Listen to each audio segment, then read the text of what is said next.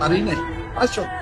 কিন্তু সমৃদ্ধ জীবন দেওয়ার লক্ষ্য নিয়েই কিন্তু দেশরত্ন শেখ হাসিনা সুন্দরভাবে পরিকল্পনা নিয়ে দেশকে এগিয়ে নিয়ে যাচ্ছিলেন, দেশের উন্নয়নশীল রাষ্ট্রে পরিণত হয়েছিল, অর্থনৈতিক সমৃদ্ধি করেছিল, মানি ইনফ্লেশন কমেছিল, পুরা দ্রব্যমূল্যের কিন্তু সাধারণ মানুষের ক্রয় সীমার ভিতরে ছিল।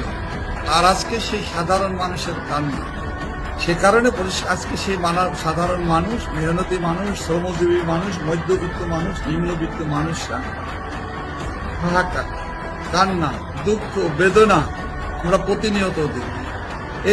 এই সরকারের এই দুঃশাসনের হাত থেকে মানুষ মুক্তি চায়, না হলে তারা মনে করে তার আগে যদি মুক্তি যদি আমরা না পাই এর হাত থেকে, এই অভিশাপ থেকে তাহলে সেক্ষেত্রে আমাদের আত্মহত্যা করাও তারা মনে করে উত্তম। কিন্তু এটাই হলো কথা। দেশরত্ন শেখ হাসিনার শাসন আমলে, আওয়ামী লীগের শাসন আমলে বাংলাদেশের মানুষ ভালো ছিল, শান্তিতে ছিল এবং স্বস্তিতে ছিল। এই কারণে পরিষ্কার ভাবেই বলা যায়, আজকে প্রমাণিত হয়েছে আওয়ামী লীগকে, দেশরত্ন শেখ হাসিনা সরকারকে ষড়যন্ত্র করে মেটিকুলাস ডিজাইন করে উৎখাত করার মধ্য দিয়ে প্রমাণিত হয়েছে আওয়ামী লীগ হারলে বাংলাদেশ হেরে যায়।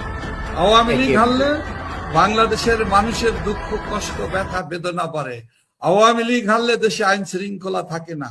আওয়ামী লীগ হারলে পাকিস্তানি দোসরা, আইএস এর এজেন্টরা, দেশ বিরোধী সন্ত্রাসী জঙ্গিরা এসে তাণ্ডব করে